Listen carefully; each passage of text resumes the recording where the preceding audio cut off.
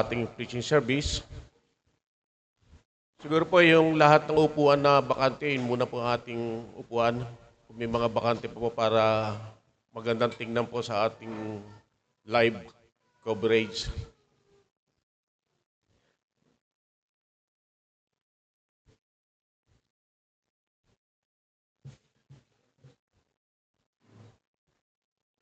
Sige po, magpapasimula na po tayo para po sa ating unang awitin. Umawit po tayo dito sa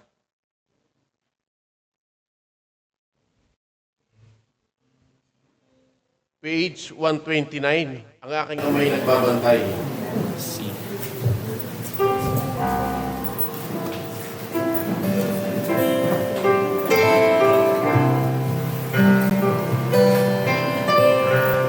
D minor, D minor. C, D minor.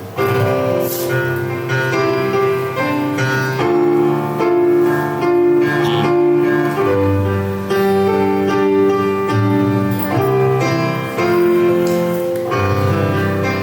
Ready, sing. Ako'y nagtitiwala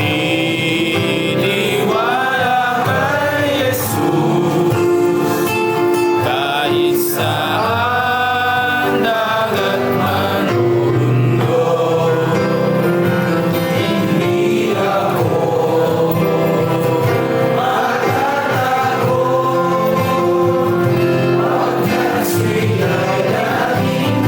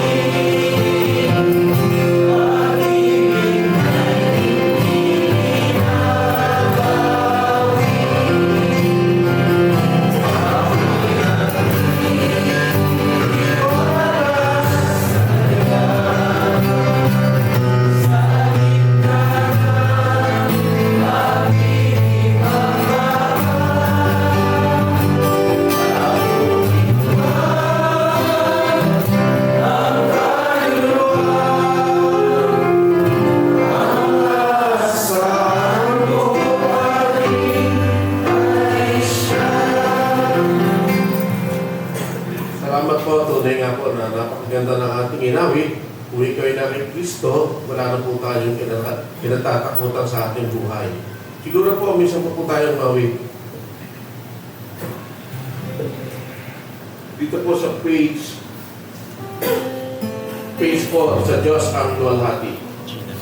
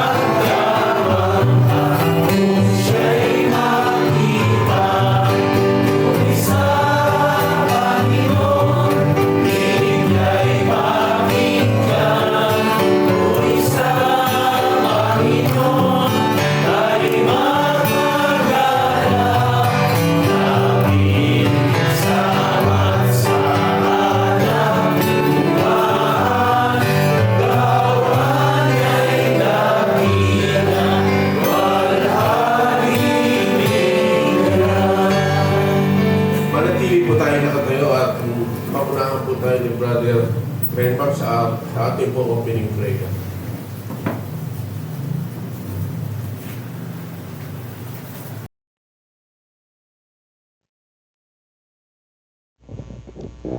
Tayo po'y manalangin. Ama naming Diyos na banal, dakila at pinakamakapangyarihan po sa lahat, Ama, patuloy ka po naming pinupuri at pinasasalamatan po sa mabiyayang araw po na ito na inyo pong ipinagkaloob po sa bawat isa po sa amin, na muli kami po ay may pagkakataon po upang mapakinggan ang inyo pong mga salita. At gayon din po ang papurihan po ang inyo pong banal na pangalan. Salamat po, Ama, sa pag-iingat po ninyo sa bawat isa po sa amin, sa pagpunta po namin dito sa aming pong bahay-sambahan. Sa kabila po ng masugid po na panahon ay inyo po kaming iningatan at inihatid po sa lugar po na ito. Maraming salamat po, Ama, sa pagkakataon po na ito na inyo pong patuloy po na ibinibigay po sa bawat isa sa amin.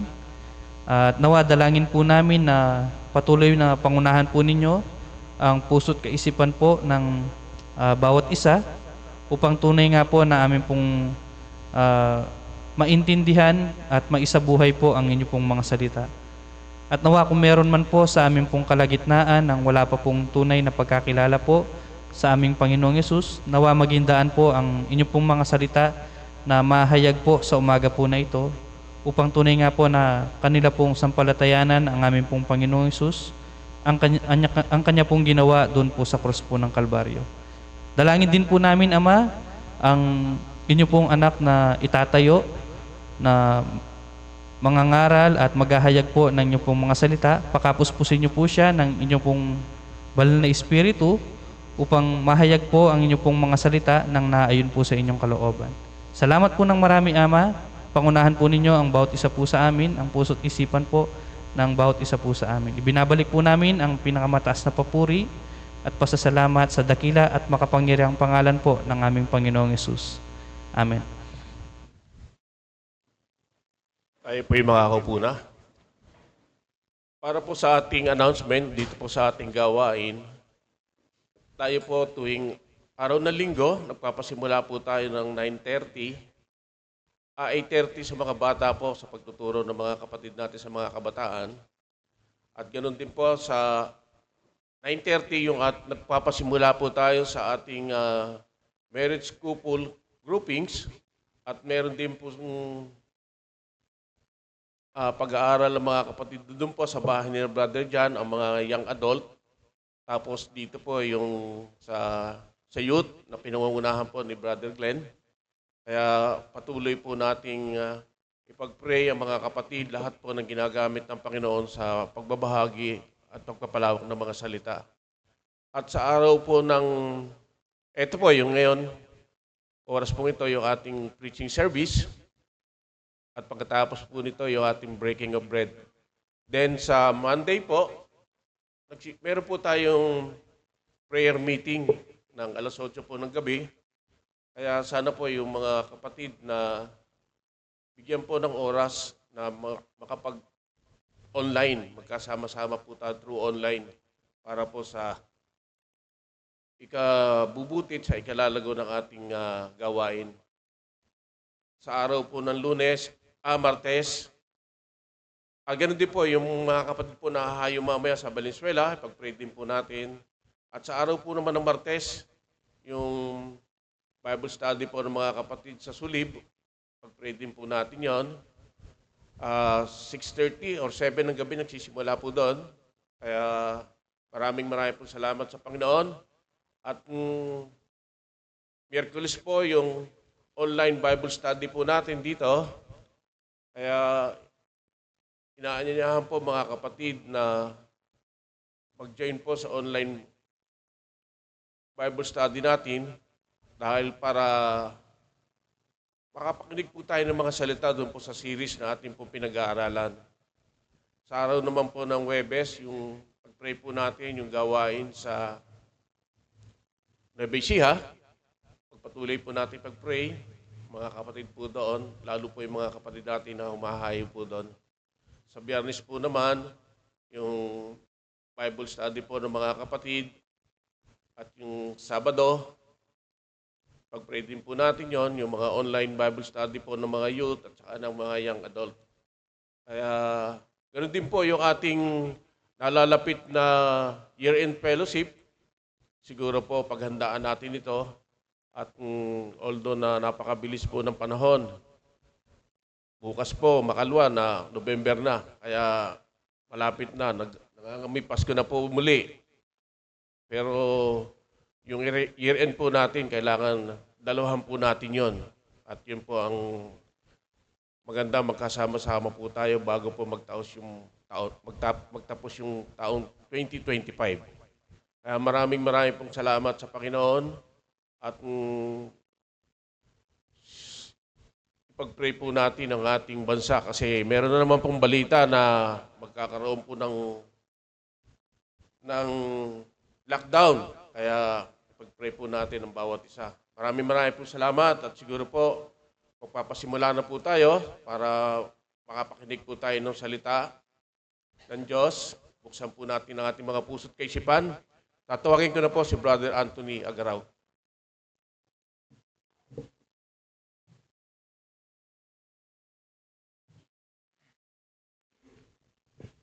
Good morning po sa bawat isa po sa atin. Ayan, personal po patuloy ang pagpapasalamat po sa Diyos sa mga ganito pong pagkakataon sa pagbubulay po natin ng Kanya pong mga salita. At ang ating pong tekstong pagbabasihan po ng ating pagbubulay, makikita po natin sa Mark chapter 4, verse 37 po hanggang 41. Marahil ay dahil oras na rin, ay paikliin na lang po natin ang ating pong pagbubulay. Mark chapter 4, 37 hanggang 41 po. At nagbangon ang isang malakas na bagyo at sinasalpukan ang daong ng mga alon, na anupat ang daong ay halos natitigib. At siya'y natutulog sa hulian sa ibabaw ng kutson, at siya'y ginising nila at sinabi sa kanya, Guro, wala bagang anuman sa iyo na mapahamak tayo? At gumising siya at sinaway ang hangin at sinabi sa dagat, pumayapa, tumahimik ka. At humimpil ang hangin at humusay na totoo ang panahon. At sinabi niya sa kanila, bakit kayo nangatakot? Wala pa baga kayong pananampalataya? At sila'y nangatakot na lubha at sila'y nangagsasabihan, sino nga ito na pati ang hangin at ang dagat ay tumatalima sa kanya? Pagpalain po ng Diyos ang pagkabasa po ng kanyang mga salita at tayo po minsan pa pong manalangin.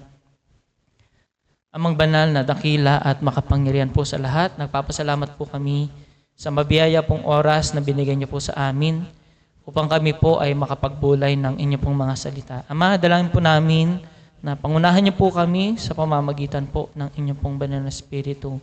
At ang mga salita mo po ay tunay nga po na maging makapangyarihan sa mga buhay po ng bawat isa po sa amin.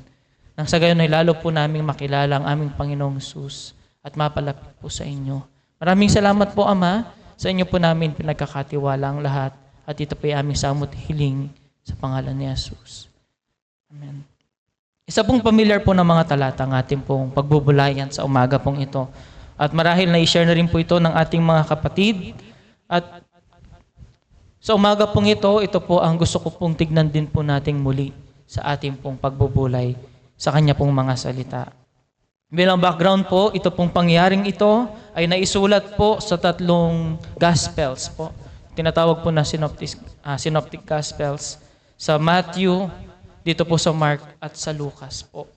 At sa pagkakataon pong ito, ang Panginoong Hesus po, kung ating pong titignan ang Mark chapter 4 verse 1 and 2, nangaral po ang Panginoon sa maraming mga tao sa pamamagitan po ng mga talinhaga. At sumakay din po ang Panginoong Hesus sa bangka. Actually, kung di po ako nagkakamali, ay 3 beses pong nangyari na ang Panginoon sa kanyang pangangaral ay sumakay po siya sa bangka at habang ang mga nakikinig ay nasa dalampasigan at nakikinig po sa kanya pong pangangaral ng mga salita ng Diyos. At dito po, kung ating pong papansinin, ay kinumand niya po ang kanya pong mga disciples. No? Siya po mismo ang nag-utos na after po ng kanyang pangangaral, sila po ay magta-travel gamit ang bangka, gamit ang mga ship, pupunta po sa kabilang ibayo po. Makikita po natin yan sa Matthew chapter 8 verse 18.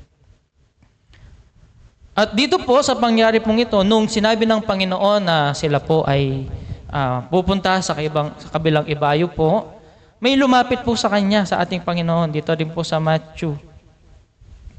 No? Lumapit po na isang iskriba na gusto pong sumama sa ating Panginoon. At sinagot po siya ng Panginoon, ang sabi ng Panginoon sa kanya, ang sabi po, may mga lungga ang sora at may mga tahanan ng mga ibon. Sabi niya, ngunit ang anak ng tao ay walang paglagyan ng kanyang ulunan.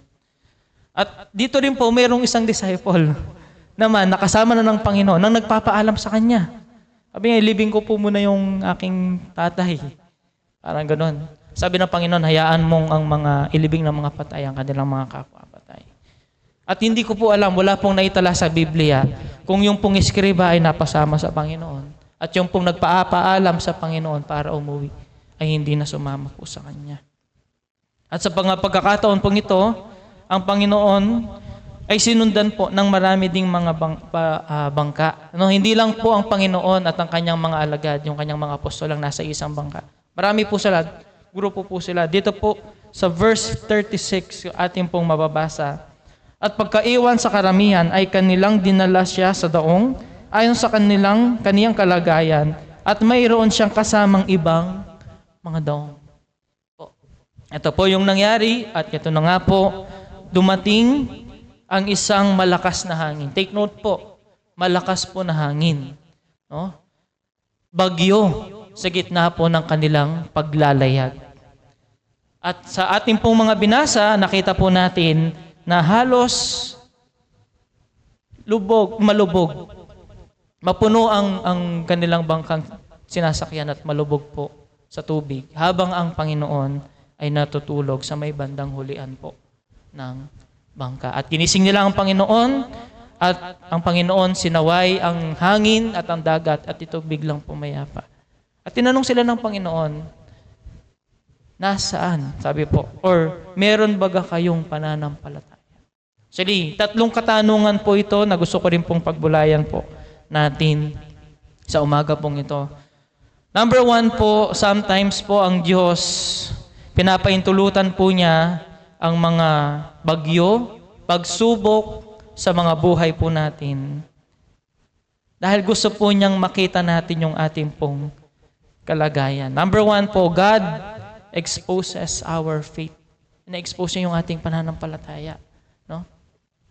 Dito po sa mga pagkakataon pong ito, ang tanong ng Panginoon sa kanyang mga alagad, nung sila po ay natataranta, nung sila po ay nagpapanik. Ang sabi ng Panginoon, tanong ng Panginoon, bakit kayo nangatakot? Verse 40, wala pa baga kayong pananampalataya? Sa English, ginamit po niya yung, how it is that ye have no faith. No? Kung titignan po natin ang kausap po ng Panginoon dito, walang iba kundi ang kanyang mga alagad. Pero marahil po, alam naman po natin na nandoon si Judas Iscariote. At marami din pong mga bangkang kasama ang Panginoon.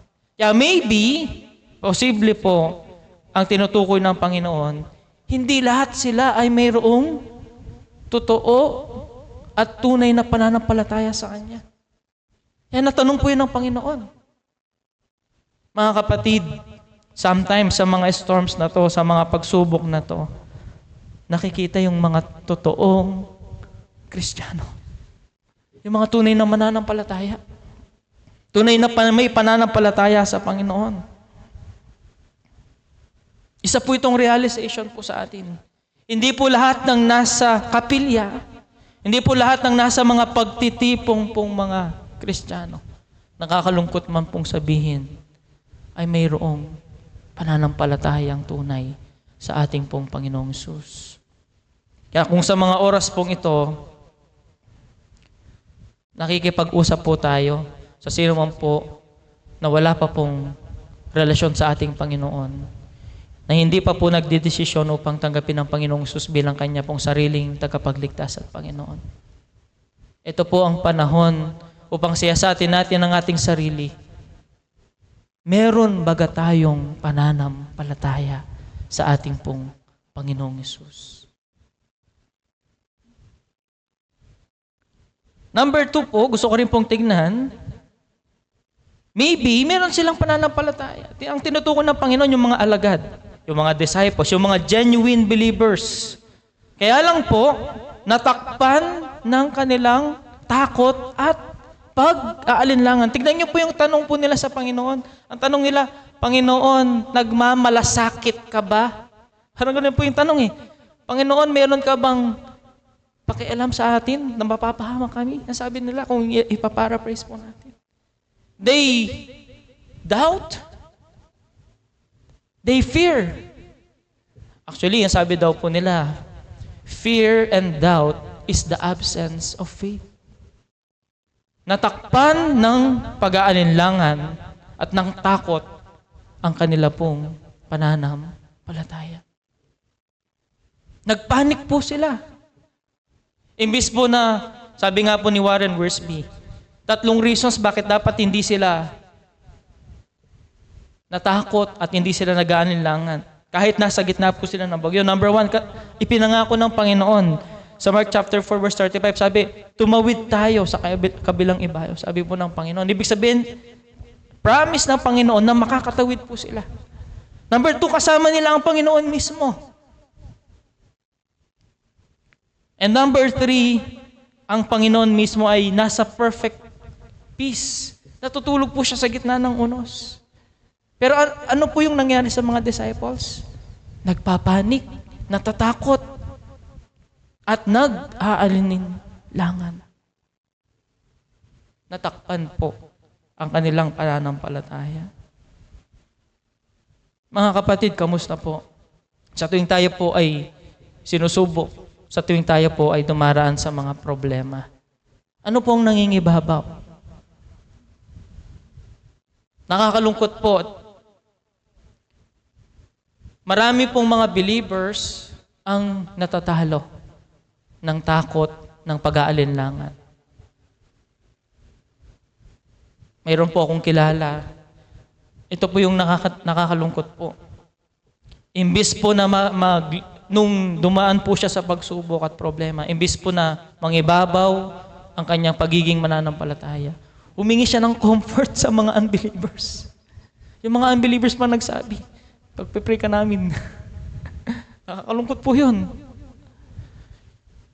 Imbis na yung kanyang pananampalataya ang mangibabaw, yung kanya pong Diyos ang nakita yung kanyang panik, yung kanyang takot at pag-aalinlangan. Kaya nga ang question po ng Panginoon dito sa Mark chapter 4, mayroon baga kayong pananampalataya? Kasi po, sometimes po, it exposes our faith, yung mga pagsubok po yan. Gusto ko rin pong tignan po natin, sa Luke chapter 8 verse 22, same story po, Luke chapter 8 verse 22. Ang question naman po ng Panginoon dito, ang sabi po, 22, siguro basahin ko na po, ito pong verse 24. At sila'y nangagsilapit sa kanya at siya'y ginising at nangagsasabi, Guro, Guro, tayo'y mga mamatay. At siya'y gumising at sinaway ang hangin at ang galit ng tubig at nangagsitigil at humusay ang panahon. At sinabi niya sa kanila, saan naroon ang inyong pananampalataya? At palibhas ay nangatakot silang nagsisipang gilalas na sinasabi sa iba, sino nga ito na siya'y nag-uutos maging sa hangin at sa tubig at siya'y tinataliman nila? Ang tanong naman po ng Panginoon, saan naroon ang inyong pananampalataya? Dito makikita natin na misplace nila. Kanina, parang wala silang faith. Natakpan yung faith nila. Dito po, meron. Kaya lang, nakapokus sa iba.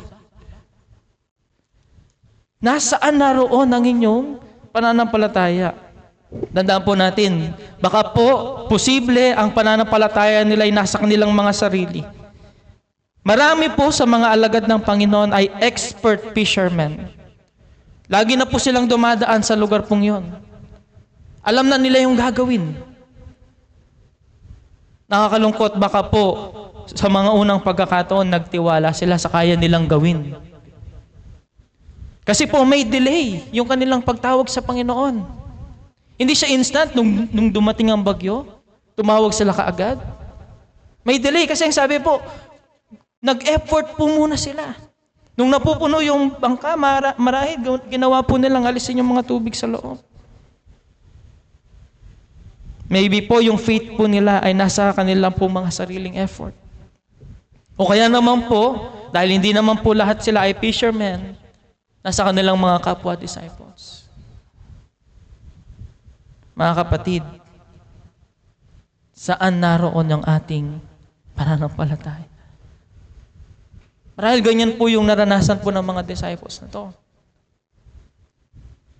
Nagtiwala sila sa kanilang sarili, sa kanilang kayang gawin, at sa kayang gawin ng iba para sa kanila. Imbis sa Panginoon, nakasama nila ng mga pagkakataong yun. Kaya ang tanong ng Panginoong Jesus, where is your faith? Na-misplace po nila ito. Alam niyo po, ang sabi nga po ni Apostle Pablo sa 1 Corinthians chapter 1, verse 8 and 9. Gusto ko pong basahin po ito.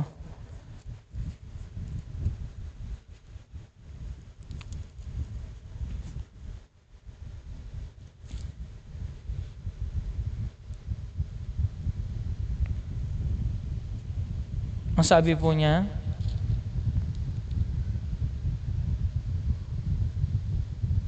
o 2 Corinthians po. Sorry po. Basahin ko lang po sandali.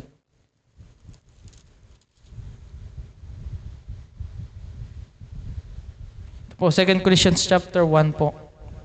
Hindi namin ibig na kayo hindi makaalam, mga kapatid, ang tungkol sa mga kapighatian namin na nangyari sa Asya, na kami ay totoong nabigatan, nang higit sa aming kaya, anupat kami ay nawalan na ng pag-asa sa buhay.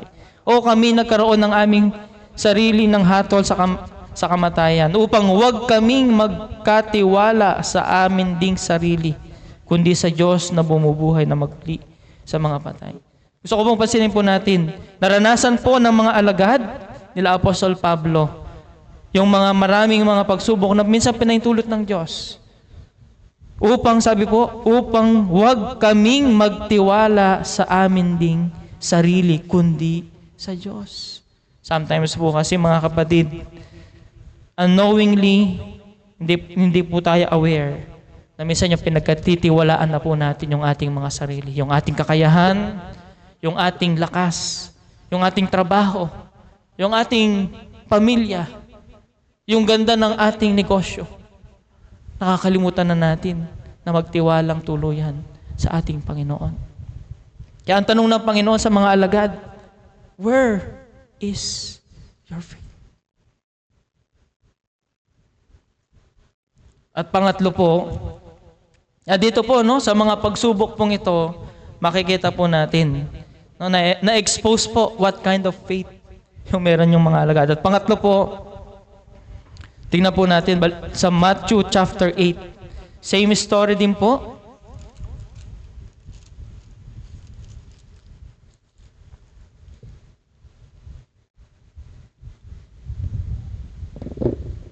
Basahin ko po ito pong verse 26. At sinabi niya sa kanila, bakit kayo'y nangatakot? O kayong kakaunti ang pananampalataya? Nang magkagayoy, nagbangon siya at sinaway ang mga hangin at ang dagat at humusay na ito. Humusay na totoo ang panahon. At tanong naman po ng Panginoon dito, ang sabi po niya, why are ye fearful, O ye of little faith? Marahil meron po silang pananampalataya. Nakafocus sa Panginoon ang kanilang pananampalataya.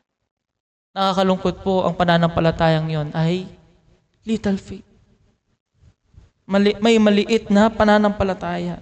Mga kapatid, maraming taon na po nilang kasama ang Panginoon dito. Nakita na nila ang maraming himalang ginawa ng Panginoon. ang pagpapagaling, ang pagbubuhay po sa mga patay, ang mga pangangaral ng Panginoon. Pero hanggang ngayon sa mga oras pang ito, ang kanilang pananampalataya ay maliit pa rin.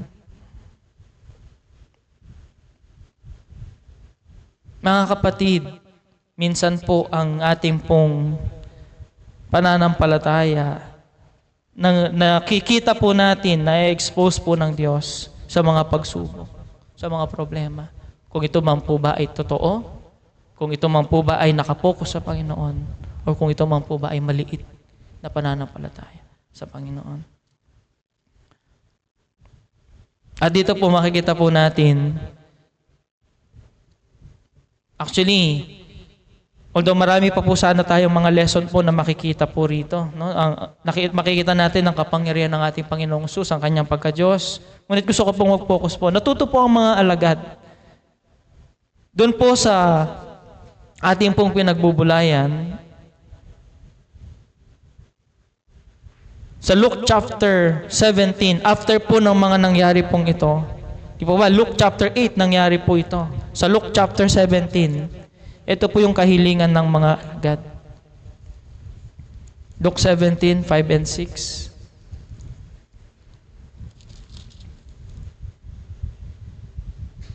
At sinabi ng mga apostol sa Panginoon, dagdagan mo ang pananampalataya namin. At sinabi ng Panginoon, kung magkaroon kayo ng pananampalataya na kasing laki ng isang butil ng binhi ng mustasa, sasabihin ninyo sa puno ng sikomorong ito, mabunot ka at matanim ka sa dagat at kayo'y tatalimahin. Ito na po yung next na naging request nila sa ating Panginoon. Yung kanilang maliit na pananampalataya ay lumaki at madagdagan. Kasi po, sometimes, ang ating pong ang mga pagsubok po na panapahintulot ng Diyos sa mga buhay po natin, God uses it to expand or elevates our faith. Upang lalo po tayo magtiwala po sa Kanya. Actually, ang pinaka-background po nitong 17, sinabi po ng Panginoon dito, yung pong love our enemies. Tapos, dapat po ang tatanungin ng mga, ang magiging kahilingan ng mga alagad, Panginoon, dagdagan mo yung pag-ibig namin. Pero ang hiling nila, dagdagan mo po ang pananampalataya na. It takes great faith para po matutunan nating mahalin ang ating mga kapwa. At harapin ang mga pagsubok at problema sa ating pong buhay. Hindi po pinangako ng Diyos na ang buhay Kristiyano ay easy life, na wala pong problema at pagsubok. Ang sabi nga po sa 1 Corinthians 10:13, same ng mga problema at pagsubok ang mararanasan ng mga believer sa mga unbeliever. Pero ang difference po natin, kasama natin ang Diyos at hindi niya papahintulutan yung hindi natin kaya. At sa mga problema at pagsubok na yan, makikita natin, mapagkikilala natin yung ating sarili. May expose po, what kind of faith do we have? Ito po ba ay no faith, misplaced faith, or little faith? Alam niyo po ang kinaganda doon po sa Luke, kahit little po yung faith po nila, genuine po yon. Kaya nga nung sinabi ng Panginoon, ang inyong pananampalataya maging tulad ng butil ng mustasa, ibig sabihin, mayroong life doon sa kanilang pananampalataya. Buhay yung kanilang pananampalataya. At mayroon siyang potensyal na lumaki at lumago at maging dakilang pananampalataya. Mga kapatid, napaka-importante. Totoo at buhay ang pananampalataya natin sa ating Panginoong Hesus. At sana po, panalangin po natin na ang pananampalatayang ito nag-umpisa sa maliit ay lumaki at lumago upang anuman pong pagsubok ang ating maranasan, we are at peace sa ating Panginoon. Kaya nga po, dito po sa mga pagkakataon po na ating pinagbulayan, nakita po natin ang tanong po ng Panginoon, where is your faith? Do you have faith? And of your little faith. Sometimes God uses trials and problems in our life to expose our faith. Nasaan po tayo? And sometimes po pinapaintulutan ng Diyos po ang mga problemang yan to expand our faith. Mga kapatid, ang importante po, genuine yung pananampalataya natin sa ating pong Panginoong Hesus. Siguro hanggang doon lamang po at tayo po ay manalangin. Amang banal na dakila at makapangyarihan sa lahat. Maraming salamat po sa biyaya po ng pagbulay po sa inyo pong mga salita. At tunay nga po, Ama, kami po ay humihingi rin po ng kapatawaran kung sa mga pagharap namin sa mga pagsubok at problema. Nakitaan po kami ng pag-aalinlangan, ng pagkatakot at pagkabalisa. Tulungan niyo po kami na aming pong i-focus ang aming pananampalataya at pagtitiwala po sa inyo at sa inyo pong mga salita. At tunay nga po na ang mga pagsubok at suliranin na inyo pong pinapaintulot ay gamitin po ninyong kasangkapan upang ang aming maliit na pananampalataya ay unti-unting lumaki at lumago. Maraming salamat po, Ama, at patuloy pinagkakatiwala po namin ang mga natitirang oras. At ito po ay aming samutiling sa tanging pangalan po ng aming Panginoong Hesus. Good morning po at God bless po.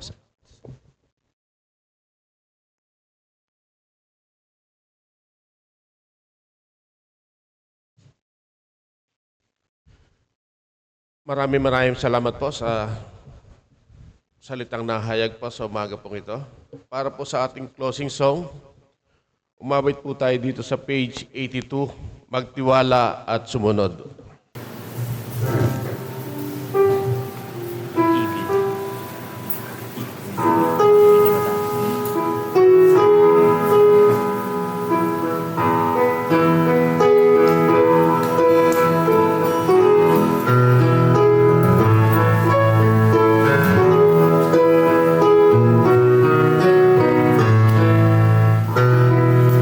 Kung tayo'y lumakad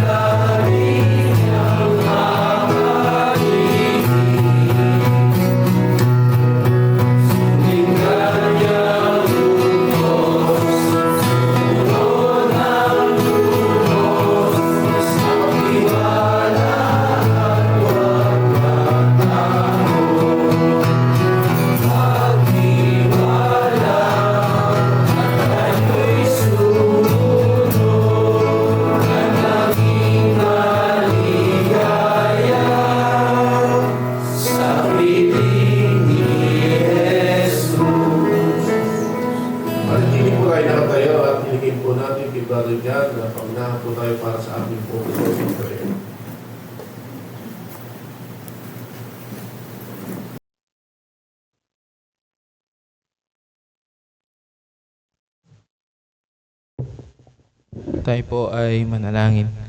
Ama namin Diyos na dakila, banal at makapangyarihan sa lahat, nagpapasalamat po kami sa umaga po na ito na pinangunahan niyo po kami, iningatan niyo po kami at muli po sa oras po na ito ay nakapakinig po ng inyong pong mga salita. Patuloy dalangin po namin sa amin pong bilang po na ito. Nawa po tunay po na sumilang po ang pananampalataya po sa amin, ang amin pong pagtitiwala sa amin pong Panginoong Hesus na nagligtas po sa amin at inalay ang kanya pong buhay doon sa krus ng Kalbaryo. Tulungan niyo rin po kami pong mga sumampalataya sa amin pong Panginoon ay lumago ang amin pong pananampalataya, ang amin pong pagtitiwala sa lahat po ng mga nangyayari sa amin pong buhay ay matuto po kami na sumunod, patuloy na magtiwala at hindi po sa mga bagay po na kaya po namin gawin.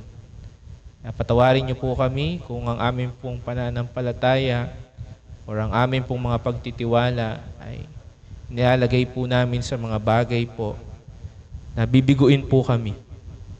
Salamat po, nakita po namin kung gaano po ang inyong pong kapangyarihan, kung gaano po na karapat-dapat na pagtiwalaan ng aming Panginoon. At nawa sa oras po na ito, muli po, ang aming pong mga pagtitiwala at pananampalataya ay muli na sentro po sa aming pong Panginoong Hesus. Salamat po sa lahat po na dumalo, sa inyo pong anak na ginamit. Salamat po at patuloy dalangin din po namin ang pangunguna po sa aming pong kapatid, sa lahat din po ng makakapanood po sa online, patuloy ang banal na Espiritu ang manguna po sa mga salita po ninyo na mapapakinggan pa po. At muli sa inyo po namin pinagkakatiwala din ang oras pa pong natitira sa aming pong gawain sa araw po na ito, sa aming pong breaking of bread. At muli, Ama, kayo rin po ang mag-ingat sa mga kapatid po na una na pong uuwi. At ang lahat po ng ito ay amin pong patuloy po na idinadalangin at pinapasalamatan at inihiling sa tanging pangalan lamang po na ipong bugtong na anak, si Kristo Jesus. Amen.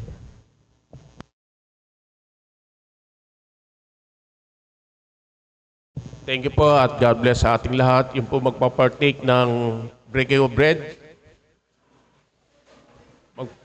At sa mga uuwi po, ingat po tayo.